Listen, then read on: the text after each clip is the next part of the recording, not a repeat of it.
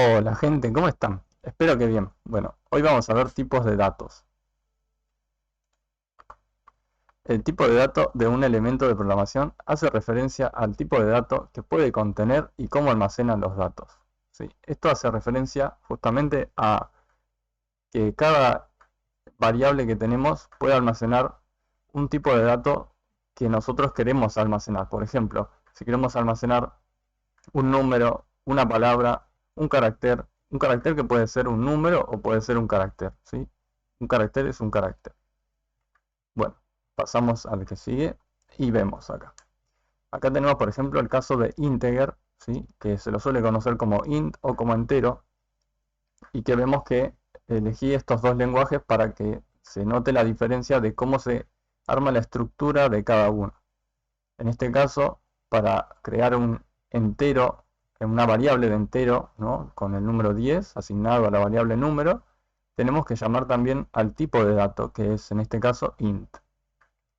También tenemos en Python que es diferente, ya no hay que llamar, o sea, no hay que mencionar qué tipo de datos estamos usando, pero igualmente Python sabe, o sea, eh, digamos que le asigna igualmente este integer, está como no visible, pero está.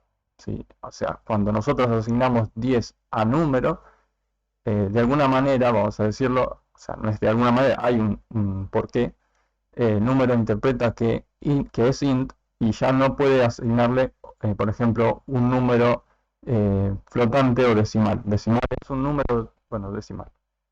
Tampoco se le pueden asignar palabras o caracteres, ¿sí? Porque ya le dimos un tipo de dato que es el íntegro. En este también tenemos el doble o double, que es el tipo de dato que se suele usar para los números con decimales, ¿sí? Acá los decimales se les suelen decir double o también float. Hay otros tipos de datos que son para decimales. Cada uno tiene, o sea, son diferentes justamente porque cada uno tiene una determinada cantidad de dígitos que soporta, ¿sí? Cuanto más dígitos necesitemos, vamos a tener que ir viendo nuevos tipos de datos que son como, eh, soportan mayor cantidad de datos dentro de sí mismo. Acá en este caso, bueno, volvemos a ver Java y Python, ¿sí? Yo lo estructuré para que podamos ver con los dos lenguajes la diferencia.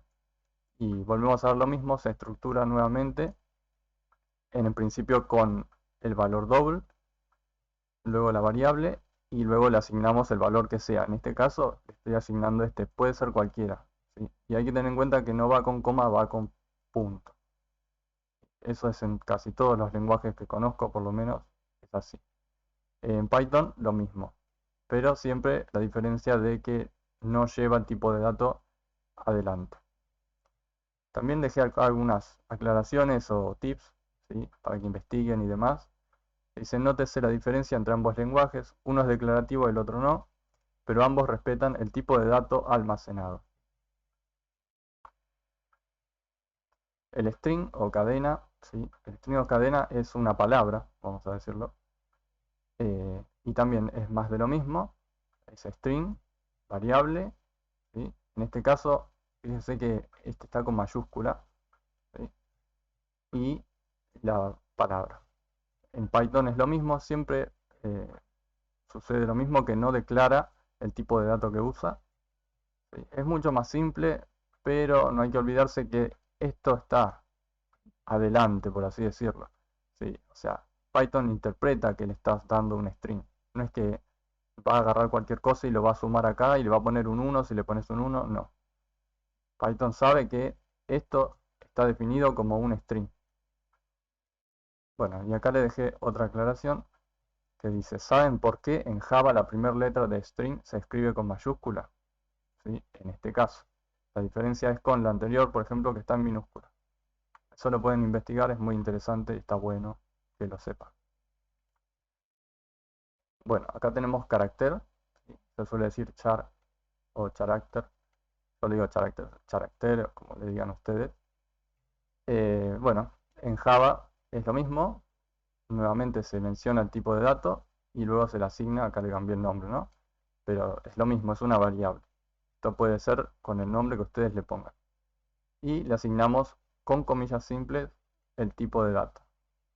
En Python es lo mismo.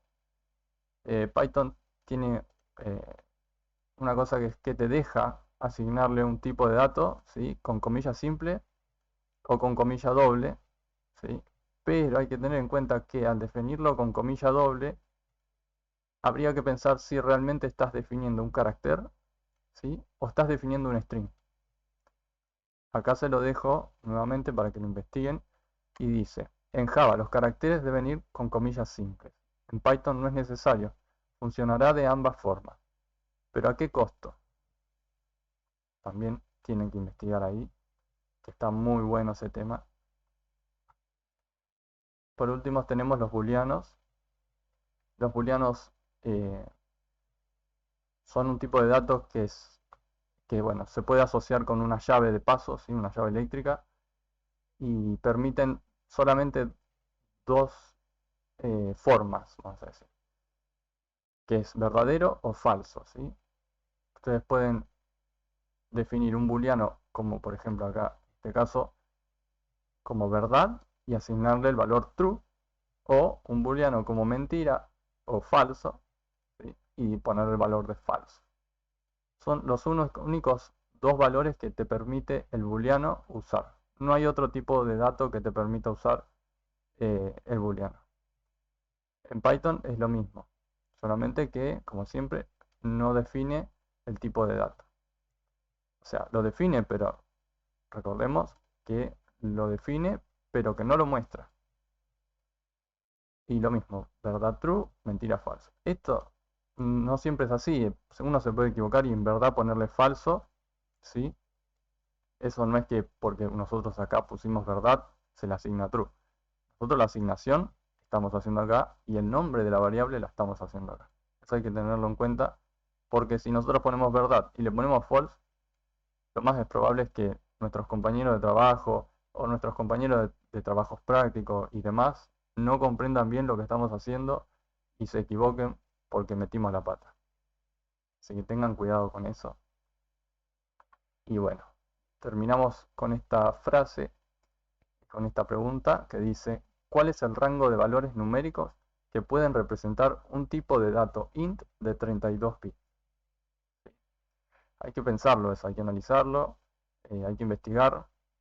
Se los dejo justamente para eso, para que piensen, analicen, lo busquen. Es muy interesante saber lo que estamos haciendo, ¿sí? No solo hacer, sino también saber. Porque, bueno, a veces cometemos errores y cuando buscamos cómo solucionar esos errores no sabemos cómo o no entendemos cuál es la explicación que nos quieren dar. Y bueno, es parte de, también de estudiar un poco, de leer. El programar no solo es hacer, hacer, hacer, sino también saber lo que hacemos, entender lo que hacemos y demás. Así que bueno, les deseo muy buenas tardes y, y nada, nos vemos en el próximo video.